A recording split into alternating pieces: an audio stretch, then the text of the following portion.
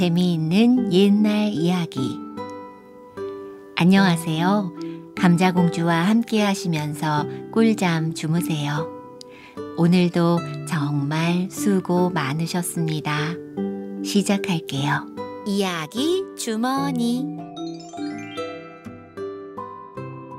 옛날에 이야기를 좋아하는 한 아이가 살았어요. 어찌나 이야기 듣는 것을 좋아하는지 눈만 뜨면 새로운 이야기를 찾아다녔어요. 이 마을 저 마을 다니며 이야기 듣는 것도 모자라 방방곡곡 온 나라를 찾아다니며 이야기란 이야기는 죄다 들었지요.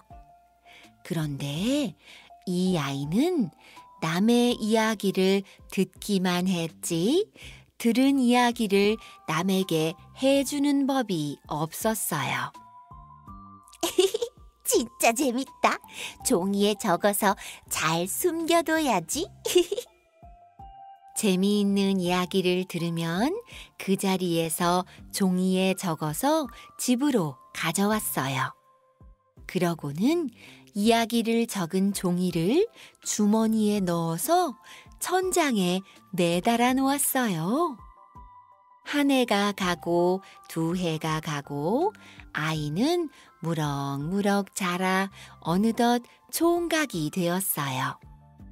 주머니에 꽁꽁 숨겨둔 이야기는 하나 둘 늘어나더니 천장 가득 주머니가 주렁주렁 달리게 되었지요.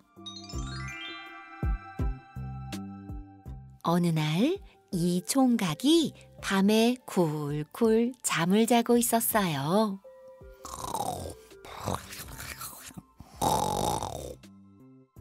집에서 일하는 머슴 돌쇠가 총각 옆방에서 이제 막 잠을 자려는데 총각 방에서 이상한 소리가 들리는 것이었어요.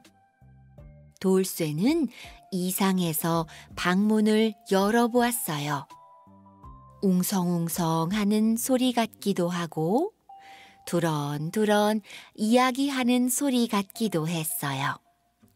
자세히 들어보니 천장에 매달린 주머니들이 서로 이야기를 하는 게 아니겠어요? 아이고, 숨 막혀. 언제까지 이 주머니 속에 갇혀 있어야 하는 거야? 아우, 답답해 죽겠네. 도대체 언제까지 우리를 주머니 속에 꽁꽁 가둬둘 작정이야? 바깥바람을 한 번도 못 쐬어보고 아이고 답답해 죽겠어. 안 되겠다. 우리 이 총각을 혼내주자구. 좋아, 내일 장가를 간다고 하니까 가는 길에 아주 혼쭐을 내주자고. 이야기 주머니들은 모두 그러자고 했어요. 내가 마을 어귀에서 먹음직스러운 배가 되어서 커다란 배나무에 달려있을게. 한 입 먹자마자 어질어질 정신 못 차릴걸? 나는 시원한 옹달샘이 되어서 기다릴게. 한 모금 마시자마자 설사똥이 부지직 부지직 부르르르 나올걸? 나는 뾰족뾰족한 바늘이 되어서 방석 밑에 숨어 있다가 콱 찌를게. 엉덩짝이 불나도록 아프게 해줄 테다. 주머니들의 이야기를 듣고 있던 돌쇠는 아무것도 모르고 쿨쿨 자고 있는 총각을 보았어요. 이런, 가만히 두었다가는 내일 장가도 못 들고 혼쭐이 나겠는걸? 큰일이야. 다음 날 아침 돌쇠는 장가가는 총각을 따라 나섰어요. 얼마쯤 가다 보니 커다란 배가 주렁주렁 달려 있었어요. 총각은 꿀꺽 군침을 삼키며 말했어요. 돌쇠야, 가서 배 좀 따오너라. 목이 마르던 차에 잘 됐다. 그런데 돌쇠는 못 들은 척하고 배나무를 지나쳤어요. 이놈, 내 말이 안 들리느냐? 배 좀 따오라니까. 장가 가는 길에 뭘 그런 걸 먹어요. 빨리 가셔야죠. 돌쇠는 말 궁둥이를 철썩 내리쳤어요. 말은 놀라서 펄쩍펄쩍 내달렸지요. 또 한참을 가다 보니 맑은 샘물이 콸콸콸 나오는 옹달샘이 있었어요. 총각은 침을 꿀꺽 삼키며 돌쇠에게 말했어요. 마침 목이 마르던 차에 잘 됐다. 돌쇠야, 가서 물 좀 떠오너라. 돌쇠는 이번에도 아무것도 안 들리는 척하고 가는 길만 갔어요. 야, 이놈아! 누가 상전이고 누가 머슴이냐? 물 떠오라니까! 총각은 단단히 화가 났어요. 에이, 도련님, 장가 가는 길에 뭘 그런 걸 마셔요. 빨리 갑시다. 돌쇠는 또 말궁둥이를 철썩 내리쳤어요. 놀란 말은 더 높이 펄쩍펄쩍 뛰며 앞으로 내달렸어요. 드디어 총각과 돌쇠는 신부집에 도착했어요. 돌쇠는 총각이 앉을 방석 밑을 살펴보았지요. 그랬더니 뾰족뾰족한 바늘들이 방석 밑에 촘촘히 박혀있지 뭐예요?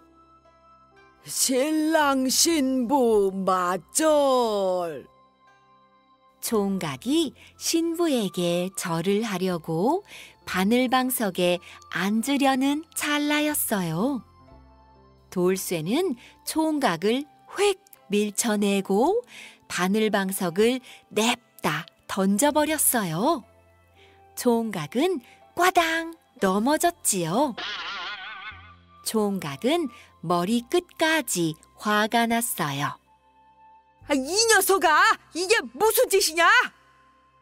돌쇠는 그제서야 차분히 총각에게 이야기를 했어요. 서방님, 이게 다 이야기 주머니 때문입니다. 이야기들이 오랫동안 주머니에 꼭꼭 갇혀 있다가 서방님을 골탕 먹이려고 배로도 변하고 옹달샘으로도 변하고 바늘로도 변한 것이지요. 뭐라고? 그럼 네가 나를 구해준 것이로구나. 돌쇠야, 고맙다. 총각은 돌쇠의 말을 듣고 보니 자기의 잘못을 깨닫게 되었어요. 총각은 혼인잔치가 끝나자마자 얼른 집으로 가서 천장에 매달아둔 이야기 주머니를 모두 떼어냈어요. 그리고 나서 꽁꽁 메어두었던 주머니를 풀어놓았더니 이야기들이 하하호호 웃으며 휙휙 날아갔어요. 그때부터 총각은 어린이와 어른 가리지 않고 사람들이 모여 있는 곳이라면 어디든지 찾아가서 재미있는 이야기를 많이 들려주었대요. 마을에서는 하하호호 즐거운 웃음소리가 끊이지 않았대요. 망주석 재판. 옛날 어느 마을에 부지런한 비단 장수가 살았어요. 비단 장수는 이 마을 저 마을로 비단을 팔러 다녔지요. 비단 사세요. 곱디고 운 비단 사세요. 어느 날 비단 장수가 산 너머 마을로 비단을 팔러 가는데 날이 너무 더운 거예요. 다리는 천근만근 무겁고 온 몸에 땀을 뻘뻘 흘리고 있었어요. 아이고, 힘들어. 여기서 잠깐 쉬어갈까? 비단 장수는 지게를 내려놓고 무덤가 망주석 옆에 털썩 주저앉았어요. 솔솔 불어오는 산들바람에 스르르 잠이 들었지 뭐예요.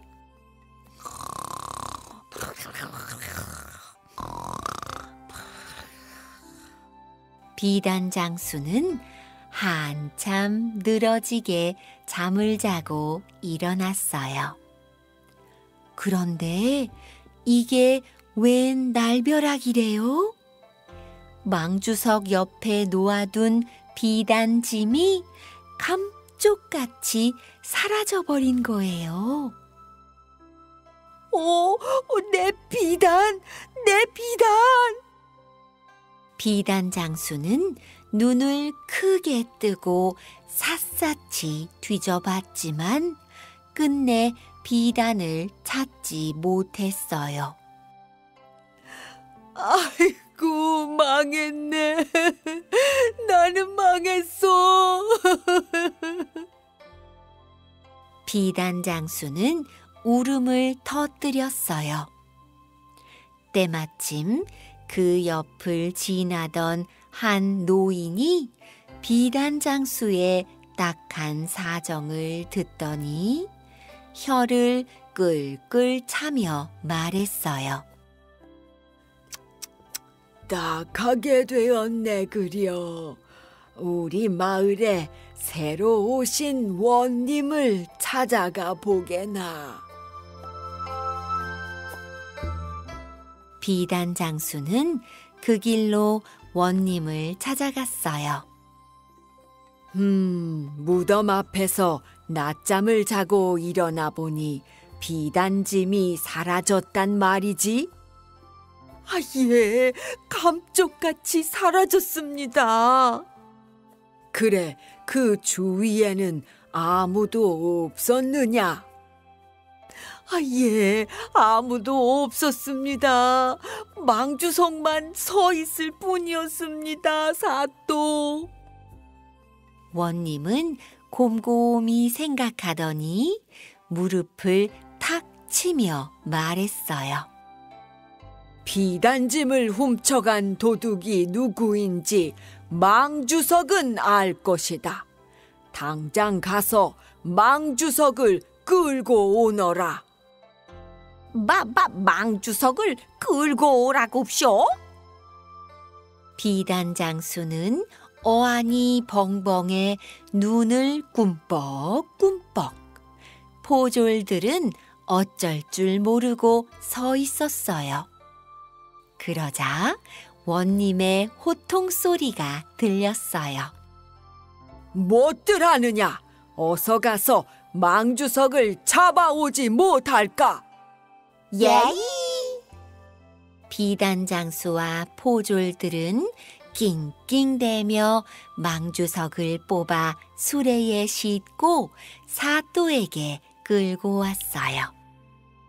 이 모습을 본 마을 사람들이 수군거렸어요. 오래 살다 보니 별일을 다 보는구먼. 그러게 말이에요. 망주석이 말이라도 한대요. 사람들은 망주석 재판을 구경하려고 우르르 몰려왔어요. 재판이 시작되자 사또는 망주석에게 쩌렁쩌렁한 목소리로 호통을 쳤어요. 내 이놈 망주석아! 네가 분명 비단을 훔쳐가는 범인을 보았으니 어서 말하렸다. 돌로 만들어진 망주석이 아무 말이 없자 원님은 아랑곳하지 않고 망주석을 다그쳤어요. 허허, 아무 말 못하는 걸 보니 망주석 네 놈이 도둑임에 틀림없다. 여봐라, 망주석이 바른 말을 할 때까지 매우 쳐라. 보졸들은 기가 막혔지만 원님의 명령이니 그대로 따를 수밖에요. 한 대요. 딱. 두 대요. 딱. 세 대요. 우지끈? 보졸들은 손이 아파 쩔쩔매고 곤장은 뚝 부러져 버렸어요. 사람들은 그 모습을 보고 배꼽이 빠져라 웃어댔어요.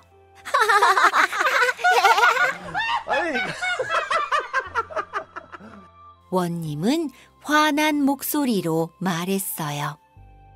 누가 감히 웃는 것이냐? 지금 웃은 자들을 당장 옥에 가두어라. 사람들은 깜짝 놀라 싹싹 빌었어요.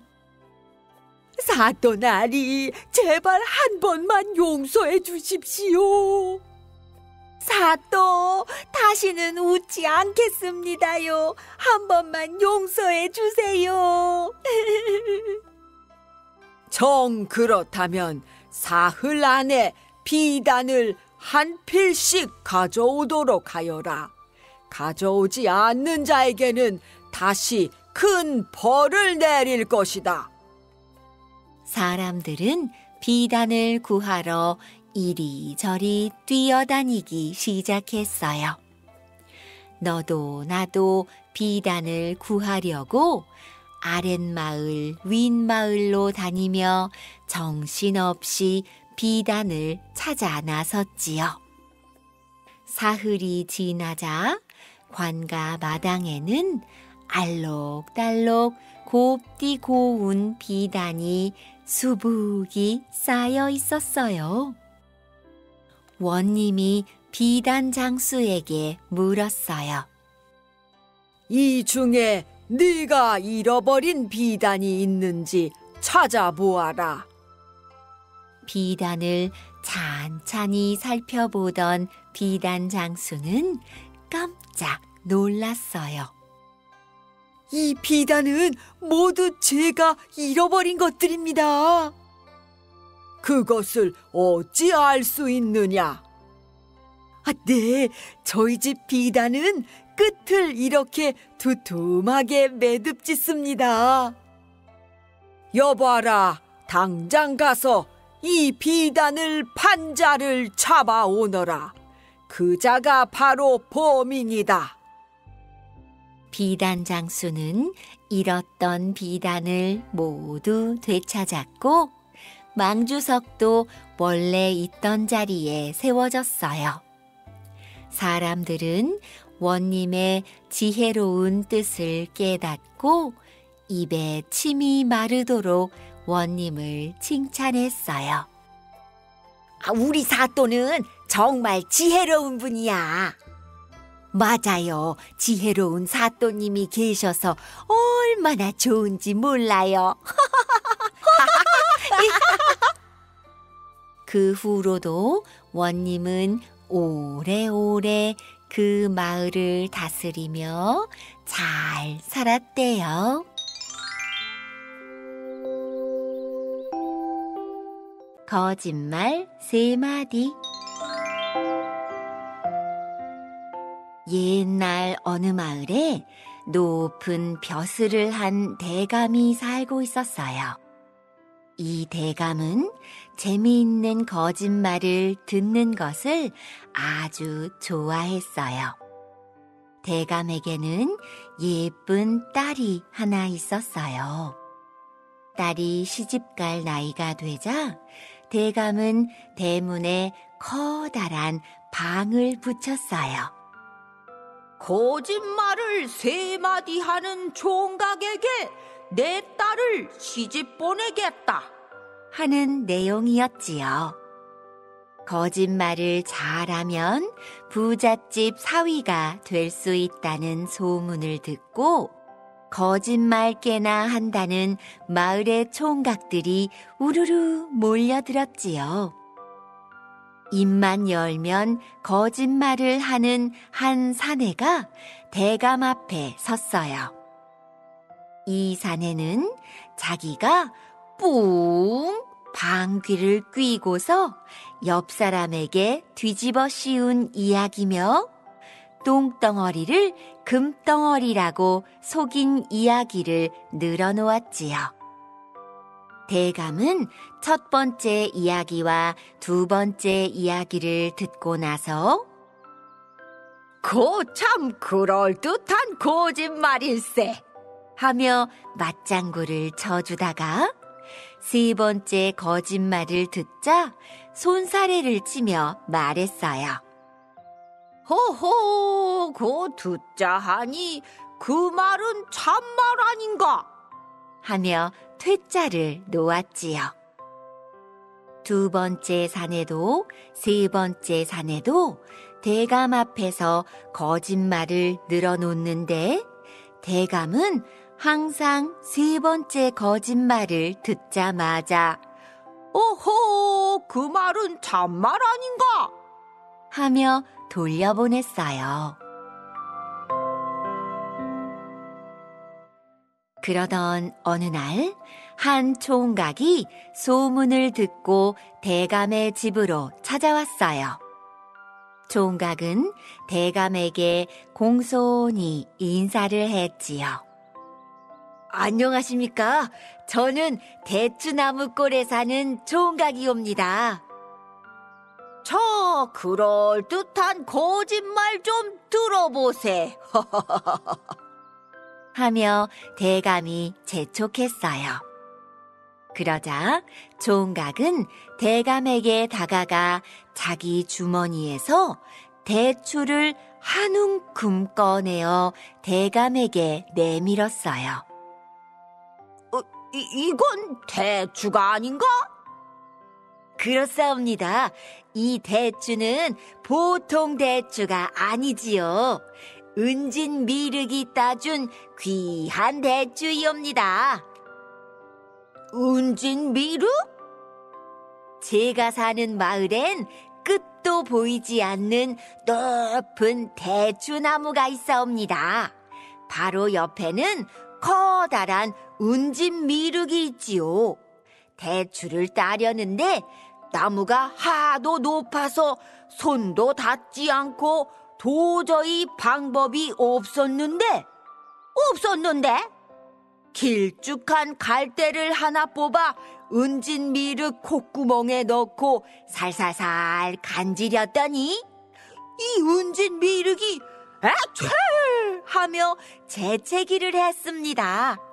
그 재채기에 대추나무에 달린 대추가 우수수 와르르르 떨어졌지요.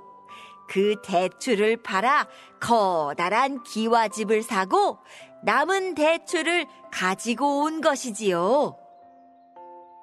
총각의 말을 듣던 대감은 웃음을 터뜨렸어요. 그거 참 듣던 중 통쾌한 거짓말이로다. 차차 두 번째 거짓말도 한번 해보게나. 총각은 계속해서 두 번째 거짓말을 시작했어요. 제가 사는 마을에서는 한여름에도 시원하게 지낼 수가 있사옵니다. 한여름에 어찌 시원하게 지낸단 말인가? 한겨울에 세차게 부는 찬바람을 봉지에 담아두었다가 무더운 여름이 오면 그 봉지를 풀어두는 것이지요. 그러면 한겨울 찬바람이 싱싱 불어와 여름에도 솜니부를 덮어야 할 정도이지요. 그 이야기도 재미있구만. 자, 그럼 세 번째 거짓말을 해보게. 그런데 총각이 갑자기 대감집 안으로 성큼성큼 들어가더니 대청마루를 지나 안방으로 들어가 펄러덩 드러누웠어요. 아니, 이런 썩 나오지 못할까? 대감이 버럭 소리를 질렀어요. 나가다니요. 여기가 제 집인데 어디를 가라는 말씀이십니까? 총각이 능청을 떨며 대답했어요. 여기가 왜 자네 집인가? 어서 나오지 못해? 대감은 어이가 없었어요. 얼굴이 불그락 푸르락하며 노발대발 화를 냈지요. 그러자 총각은 옷섭에서 주섬주섬 종이 하나를 꺼냈어요. 대감님, 예전에 대감님이 저희 아버지께 돈 30만 양을 꿔가셨지요. 그 돈을 갚지 못하면 집을 내놓겠다고 이 종이에 적혀 있사옵니다. 자, 돈 30만 양을 돌려주시겠습니까? 아니면 집을 주시겠습니까? 대감은 너무 화가 나서 자기도 모르게 버럭 소리를 질렀어요. 그런 새빨간 거짓말 하지 말게. 내가 언제 그런 약속을 했나? 대감은 이렇게 말하고 나서 아차 했어요. 아이쿠, 내가 무슨 소리를 한 거야? 세 번째도 거짓말이라고 인정해 준 셈이잖아. 대감은 약속을 했으니 이 총각을 사위로 삼을 수밖에 없었어요. 그리하여 총각은 대감의 딸과 혼인을 하고 아들, 딸 낳고 행복하게 잘 살았어요. 대감의 집에서는 총각의 그럴듯한 거짓말로 온 가족이 웃음바다가 되었대요. 백두산 장생초. 옛날에 백두산 언저리 작은 마을에 어머니와 아들이 살고 있었어요. 집이 너무 가난해서 다 쓰러져가는 작은 초가집에 살았지만 아들은 어머니를 극진히 모시는 효자였어요. 어머니, 오늘은 뭐 드시고 싶으세요? 제가 장에 나가 사올게요. 아니야, 오늘 저녁은 네가 좋아하는 된장찌개 보글보글 끓여 맛있게 먹자꾸나. 울긋불긋 단풍이 든 가을이 깊어졌어요. 그런데 그만 어머니가 병에 걸려 자리에 눕고 말았어요.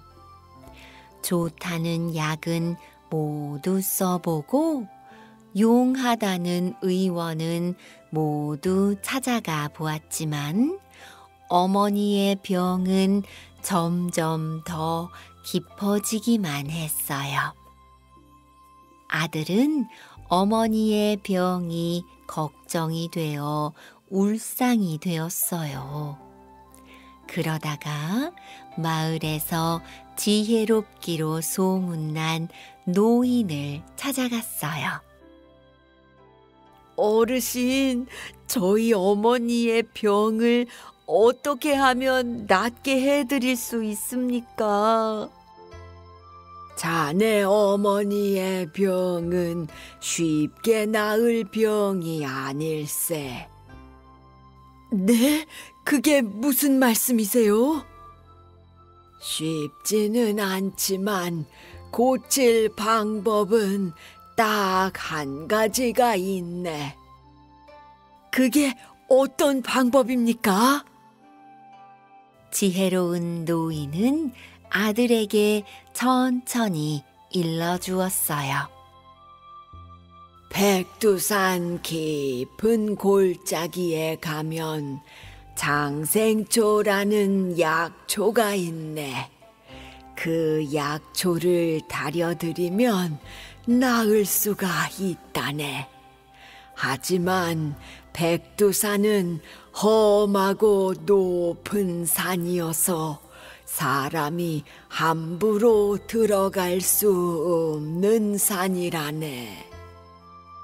아들은 노인의 말을 듣자마자 장생초를 구하기 위해 백두산을 향해 떠났어요. 백두산은 몹시 험했어요. 나뭇가지에 걸려 옷이 찢어지고 우거진 풀에 걸려 넘어지기 일쑤였어요. 돌뿌리에 발을 다치기도 했지요. 그래도 아들은 어머니의 병을 낫게 해드리려고 씩씩하게 산을 올랐어요. 산 꼭대기에 가까워지자 아들은 더 기운을 냈어요. 이 고개만 넘으면 곧 산 꼭대기야. 높은 곳에 올라가면 장생초를 꼭 찾을 수 있을 거야. 그러나 아들은 깜짝 놀랐어요. 산 꼭대기는 온통 하얀 눈으로 덮여 있었거든요. 이런 눈 덮인 산에서 어떻게 약초를 찾을 수 있단 말인가? 아들은 울먹이며 산을 내려갔어요. 그런데 한참을 가다 보니 아들 앞에 머리가 하얀 꼬부랑 할머니가 나타났어요. 젊은이, 백두산은 어쩐 일로 왔소? 할머니, 제 어머니의 병을 낫게 할 수 있는 장생초를 찾아 여기까지 왔습니다. 아들은 공손히 대답했어요. 할머니, 혹시 장생초는 어디에 가면 구할 수 있습니까? 장생초? 내가 백두산에서 평생 살았지만 그런 약초는 처음 듣는구려. 종각, 실은 내가 백두산 꼭대기에 씨앗을 뿌리러 가는 길인데 길이 험해 올라가기가 힘이 드는구려.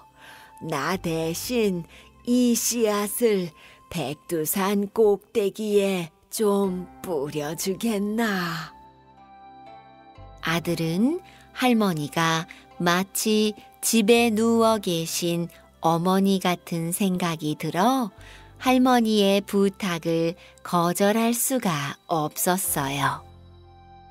예, 할머니, 저에게 맡기세요. 제가 뿌리고 오겠습니다. 고맙구려. 참으로 마음 착한 젊은이야.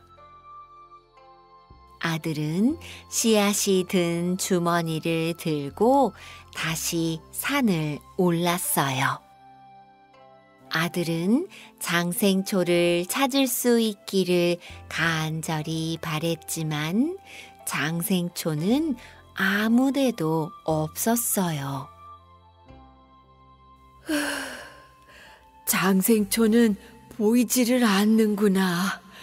어떻게든 어머님 병을 꼭 고쳐드려야 할 텐데. 산꼭대기에 오른 아들은 할머니가 부탁한 씨앗 주머니를 꺼냈어요. 할머니가 부탁한 대로 씨앗을 땅에 휙 뿌렸어요. 그런데 곧 이상한 일이 벌어졌어요. 씨앗을 뿌리자마자 땅에서 푸릇푸릇한 싹이 돋아나더니 금세 쑥쑥 자라는 것이 아니겠어요? 이게 어떻게 된 일이지? 참 신기한 일이로구나. 아들은 무성하게 자란 풀이 신기해서 넋을 잃고 쳐다보고 있었어요. 바로 그때 하늘에서 할머니의 목소리가 들려왔어요. 젊은이, 이것을 가져다가 어머니께 다려드리도록 하게. 그러면 어머니의 병이 나을 거야. 이 약초가 자네가 찾고 있는 장생철세. 감사합니다. 감사합니다. 아들은 너무 좋아서 하늘에 대고 연신 외쳤어요. 아들은 장생초를 자루에 가득 담아 어머니가 계신 집으로 돌아왔어요. 어머니, 저 왔어요. 어머니 병을 낫게 해드릴 장생초를 구해왔어요. 그게 정말이냐? 내 아들아, 정말 고맙구나. 어머니, 이제 아무 걱정 마세요. 빨리 나으셔서 오래오래 건강하게 사셔야죠. 그래, 그러자꾸나. 아들은 백두산 꼭대기에서 가져온 장생초를 정성스럽게 다려 어머니께 드렸어요. 그러자 어머니의 병이 씻은 듯이 나았지요. 아들의 지극한 효심은 그 후로도 오래도록 전해져 내려왔답니다. 며느리감 구하기. 어느 마을에 어마어마하게 큰 부자가 살고 있었어요. 부자에게는 장가갈 나이가 된 아들이 하나 있었지요. 우리 집 살림을 더 일으키려면 알뜰한 며느리가 들어와야 해. 어떻게 하면 그런 며느리를 고를 수 있을까? 며칠을 고민하던 부자한테 좋은 생각이 떠올랐어요.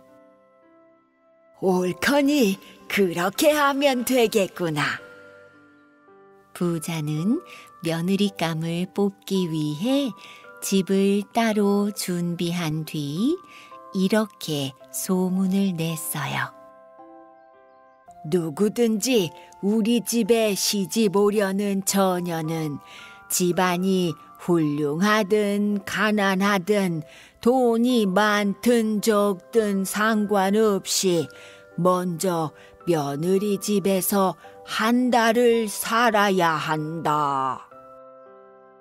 그러고는 며느리감이 한 달 동안 먹을 양식으로 쌀 한 말과 잡곡 반 말, 그리고 신김치와 간장을 반찬으로 조금 주겠다고 했어요.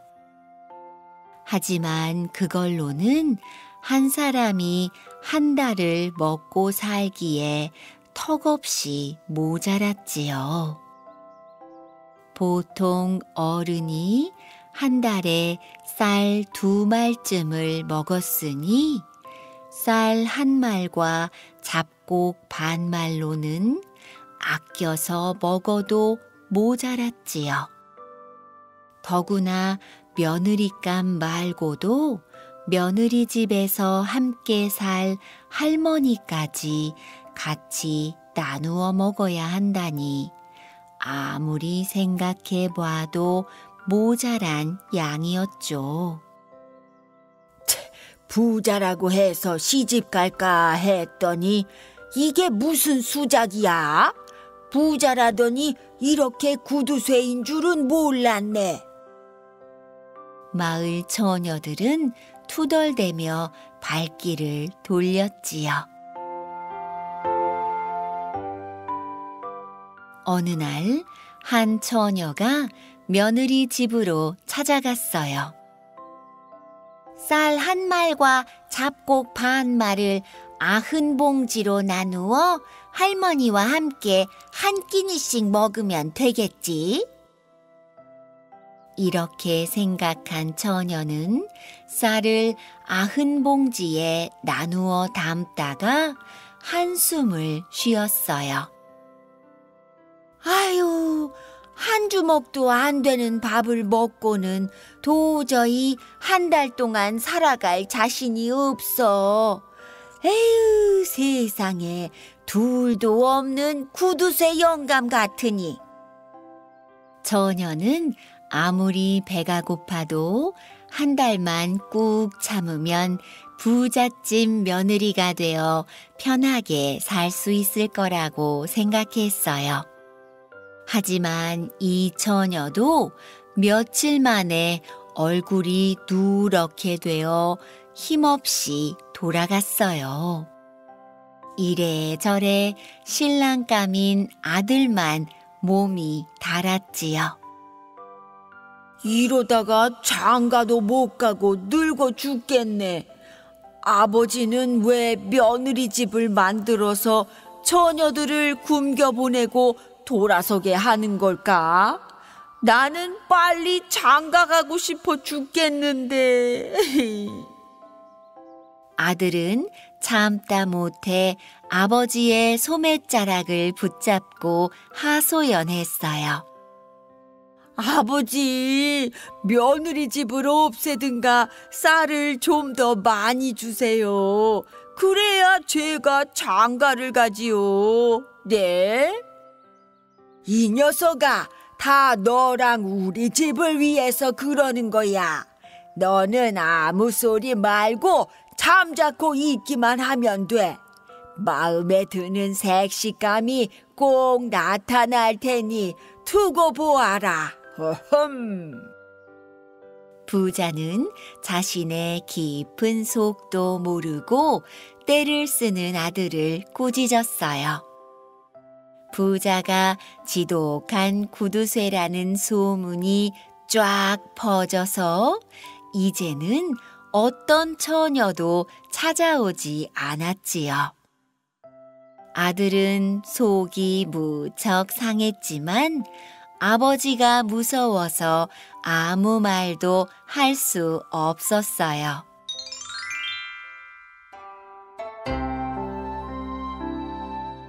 한숨만 푹푹 내쉬던 어느 날 건넌 마을에 사는 처녀가 찾아왔어요.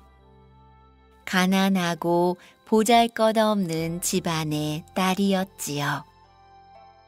저도 한번 며느리감 시험을 받아보고 싶어서 왔습니다. 집을 지키던 할머니가 처녀를 반갑게 맞았어요. 애기씨, 어서 들어오세요. 제가 청소부터 해야겠네요. 잠시만 기다리세요. 아니에요, 할머니. 제가 쓸 방은 제가 청소할게요. 할머니는 마루만 깨끗이 치워주세요. 처녀는 마치 자기 집에 온 듯 팔을 걷어붙이고 구석구석 열심히 청소를 하기 시작했어요. 그동안 많은 처녀들이 왔다 갔지만 이렇게 청소부터 깨끗하게 한 처녀는 없었어요. 할머니는 부지런한 처녀가 마음에 들었지만 한편으론 걱정이 앞섰어요.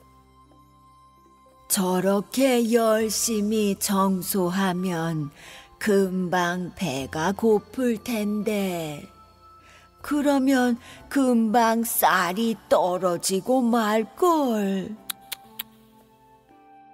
할머니의 걱정을 아는지 모르는지 처녀는 청소를 마치자마자 밥을 짓자고 했어요.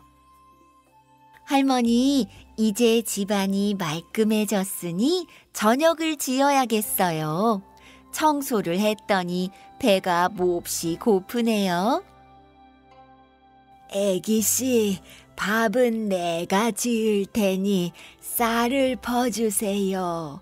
양식이 얼마 안 되는 건 알고 오셨지요? 그럼요. 하지만 저는 배가 고프면 아무 일도 못하거든요. 우리 둘이 실컷 먹을 만큼 밥을 지으세요.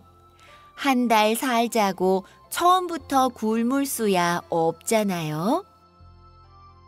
처녀는 쌀을 듬뿍 퍼주었어요. 할머니는 벌쩍 뛰며 말렸어요. 아니, 이렇게 밥을 많이 하면 쌀이 금방 떨어질 텐데. 애기씨, 그러지 말고 쌀을 조금만 주세요.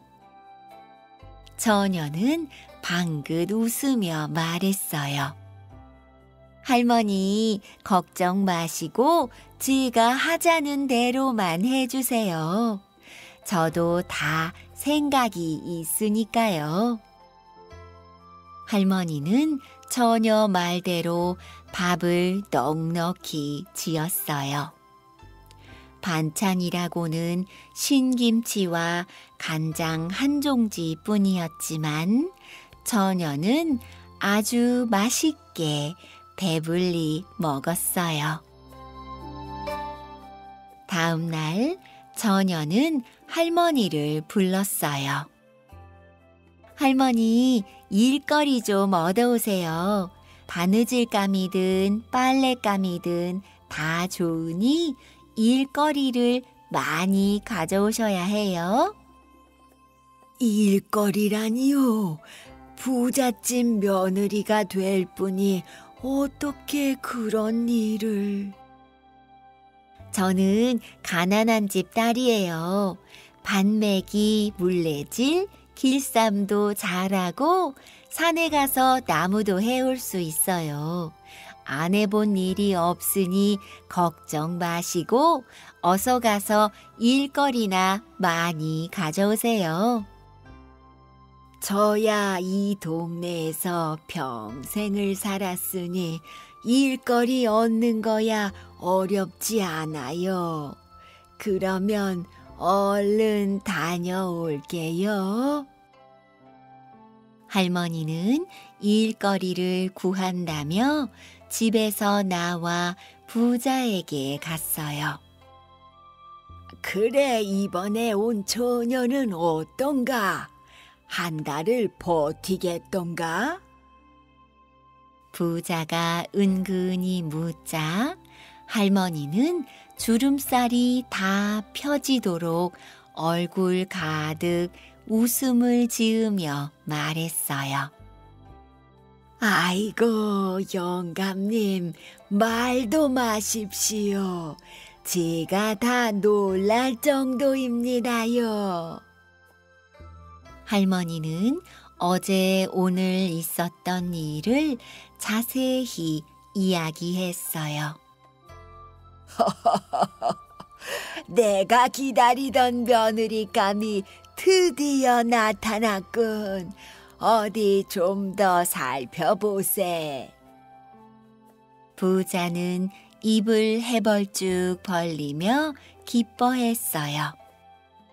할머니는 동네에서 일거리를 많이 얻어왔어요. 바느질이든 길쌈이든 처녀는 마치 요술을 부리듯 훌륭하게 해냈어요.